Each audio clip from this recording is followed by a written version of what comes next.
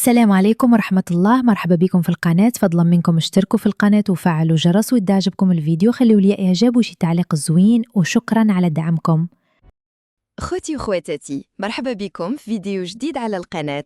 اليوم غادي نديكم معايا في واحد الرحلة مختلفة شوية، ماشي لمدينة مشهورة ولا معروفة بزاف، ولكن لواحد البلدة صغيرة تابعة لعمالة مانتوفا في جهة لومبارديا.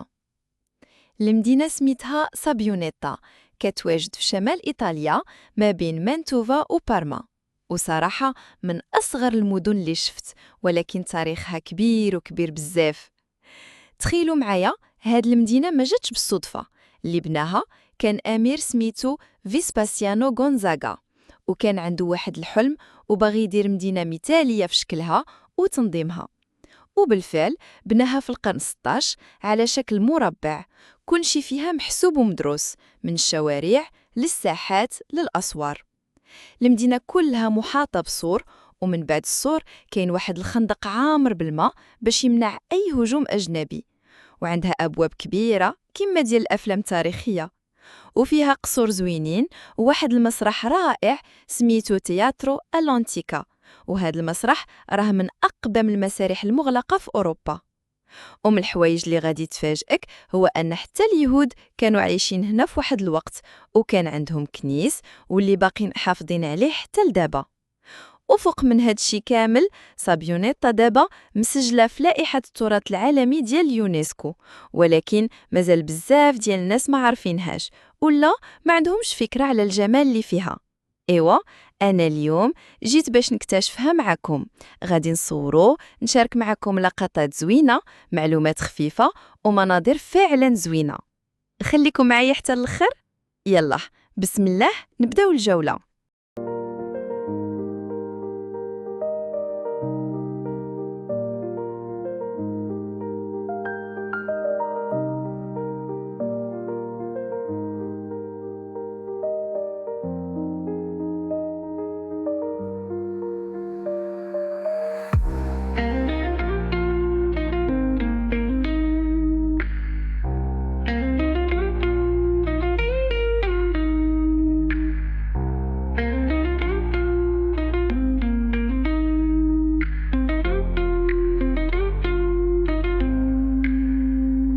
السلام عليكم متابعي قناة فايتا فلوغ.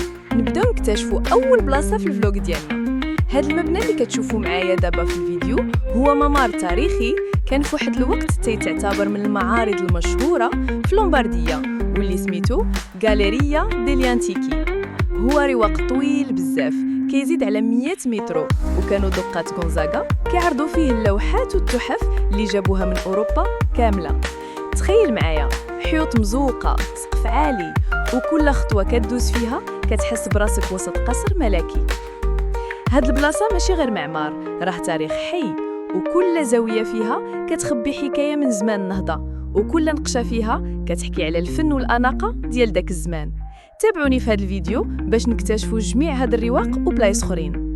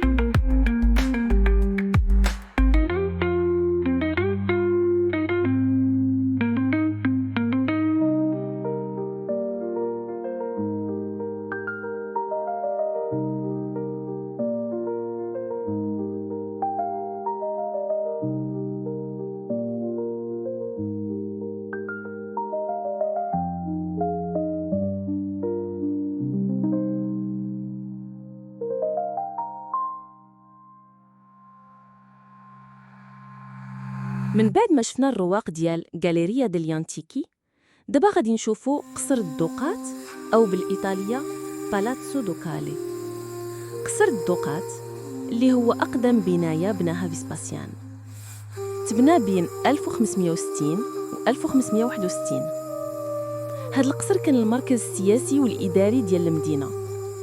الواجهة ديالو أنيقة بزاف، والنوافذ اللي في الواجهة كبيرة ومزينة برخام، وفوقها أقواس على شكل مثلثات ونصف دوائر، وفوقها كاين واحد النقش مكتوب فيه. وفوق هاد الشراجم كاينين تماثيل نصفية ديال أفراد عائلة غونزاغا. وكاينه واحد الحاجة واعرة وفي نفس الوقت عجيبة في هاد القصر، هي أنه في كل نهار ديال 6 دجنبر في كل سنة اللي هو عيد ميلاد فيسباسيان، كتدخل الشمس للقصر من النافذة الوسطانية اللي في الواجهة وتضوي القصر كله.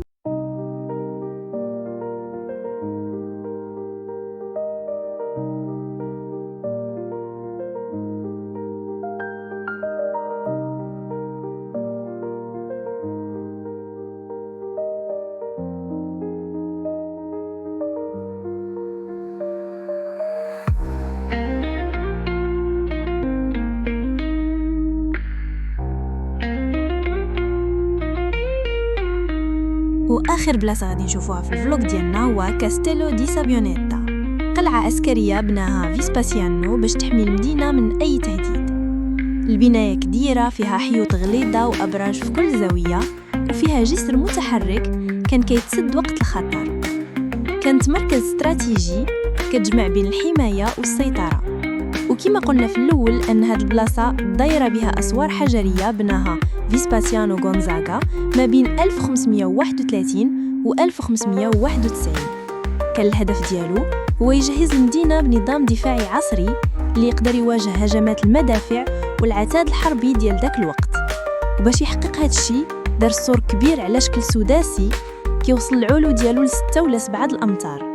السور مبني من الطوب وكيحتوي على دعامات كتدعمو من برا، وكتقابلو من الداخل كتلة كبيرة ديال التراب والردم مائلة للداخل.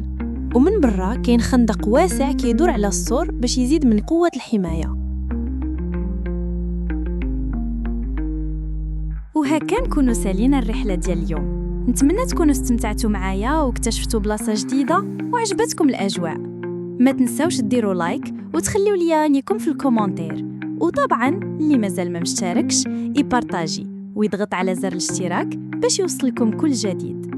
نشوفكم في الفيديو الجاي، وخليكم ديما معايا. سلام.